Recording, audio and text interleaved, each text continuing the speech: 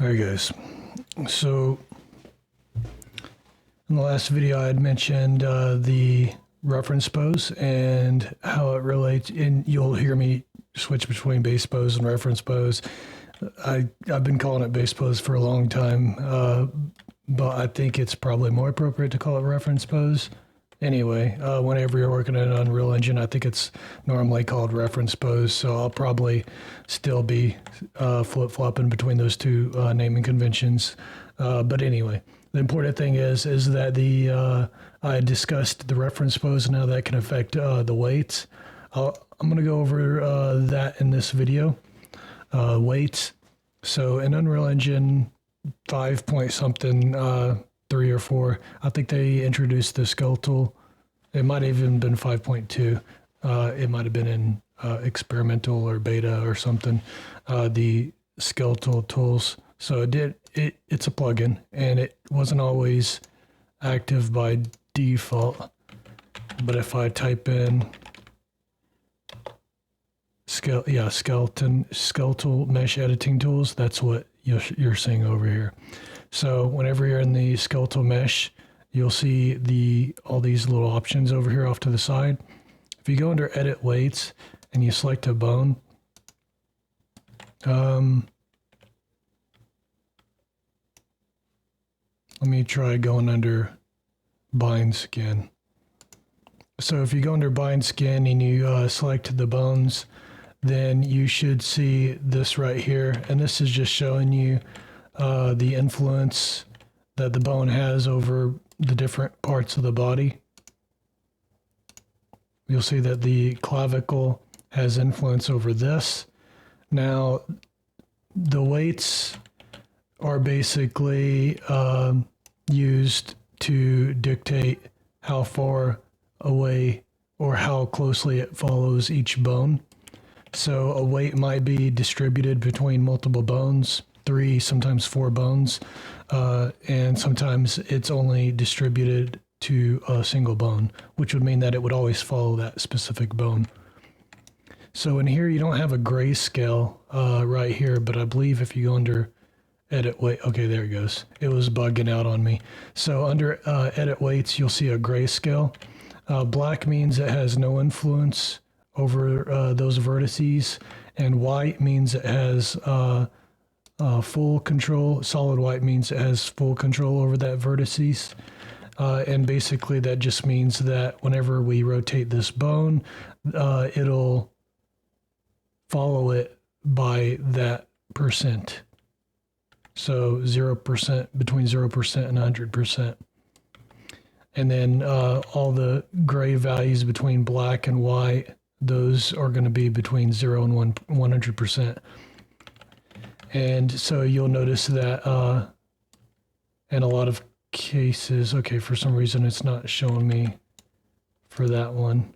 Okay, maybe spine 5 on this character isn't weighted to anything, oddly enough, but it still influences the movement of the other bones. So yeah, but yeah, you'll see on spine 4, it also has influence over the shoulder as well and the upper arm here.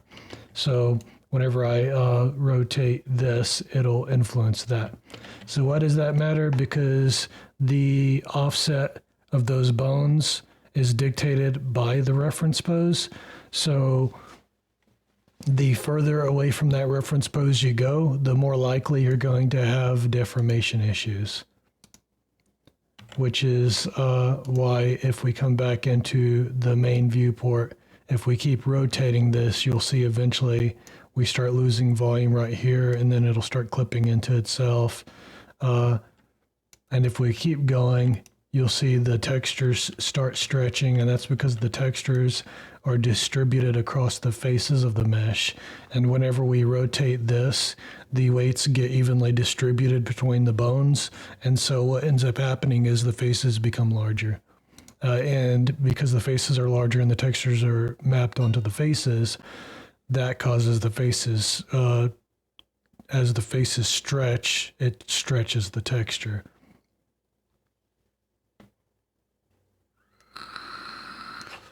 So this is supposed to be lit wireframe mode. So technically I'm supposed to be able to see the faces already, but for some weird reason I can't. I don't know if that's a bug or what. It might be a bug. So let me just, okay, well I can't do it in this viewport. Okay, it's bugged out in this viewport. Let's just go into wireframe mode. Yeah, that's a bug. But yeah, you'll see that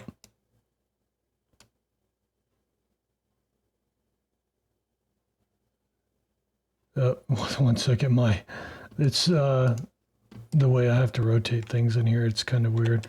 Kind of throws me off sometimes. But yeah, let's just offset it.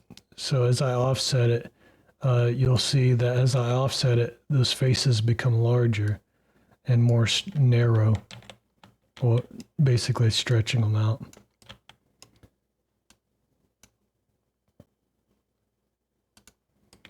But yeah, that's basically the explanation for weights, how weights work.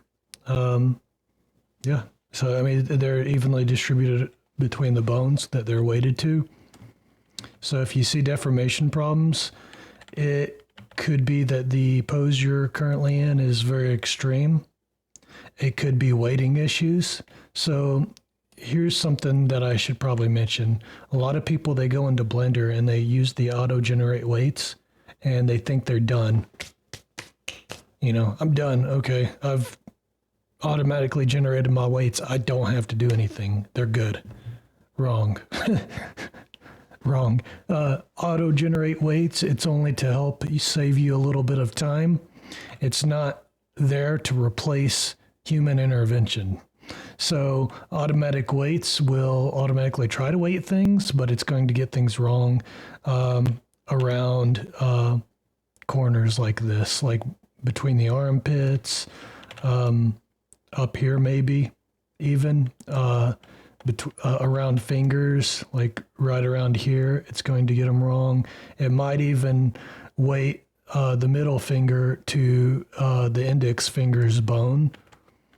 Around the crotch and this area, the hips, it normally gets wrong. Yeah, so just make sure, and if there's clothes on it, on the character, it's almost definitely going to get that wrong. So clothes, it does an even worse job on clothes because everything's like close and kind of spread out between bones, and so it gets confused and it weights things to the wrong areas. And yeah, so anyway, you have to go in there and you have to look at your bones and you have to say, you know, it might be really white right here, and then you're like, and there's no like real good blend on it, and then you have to come in here with your smoothing tool, and you know, relax it or whatever. And if you see that's really weak, but if you watch real closely, I'm actually spreading those weights out. Let me see if I can do it over here. Let me just turn up the strength.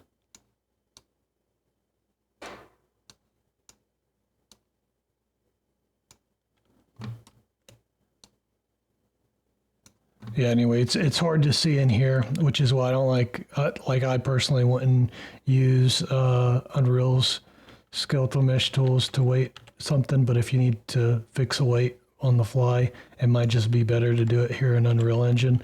It's hard to see. In Blender, it's easier to tell how you're distributing the weights and smoothing them out, and by how much, because they have more than just a grayscale. They have a multicolor thing. In fact, you can change, I believe. Okay, it's set to grayscale right here. Okay, yeah, so you can actually change that in here. But yeah, so anyway, I'm not real familiar with this. You can mess with that, but I'm not going to save that.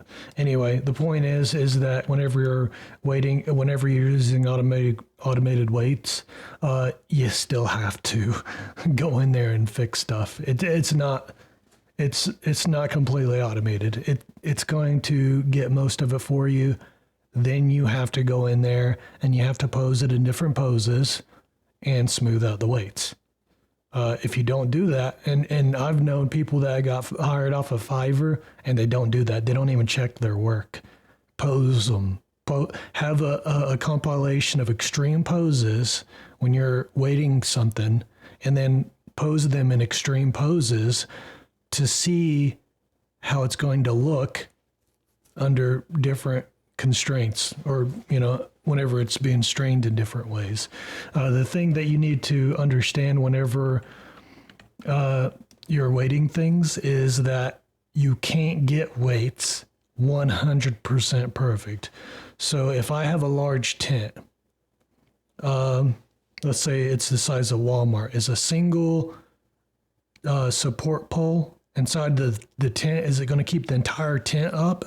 No. It's going to push a certain portion of it up, and the rest of it's just going to be laying on the ground. You're going to need more support if you want to preserve the volume better. And the same thing applies to skeletons, which is why the metahumans have a lot of corrective bones. More corrective bones than any other character I've ever seen, but the way they did their corrective bones, they just work phenomenally. And you can use them to really maintain stuff. So if you go into your asset details, and some of these characters, this one probably doesn't have one. Yeah, it doesn't. But under the animation category, you'll see post-process and blueprint. If you go look at a metahuman, you'll notice that they have one assigned to them.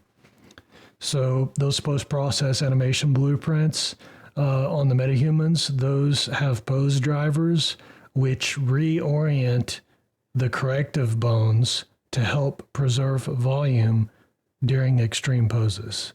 You can also, like if your character just has twist bones, you don't really need pose drivers. You could probably just add controls or something in your control rig that automatically drives those for you while you're animating, but then has like a control in case you need to adjust that a little bit.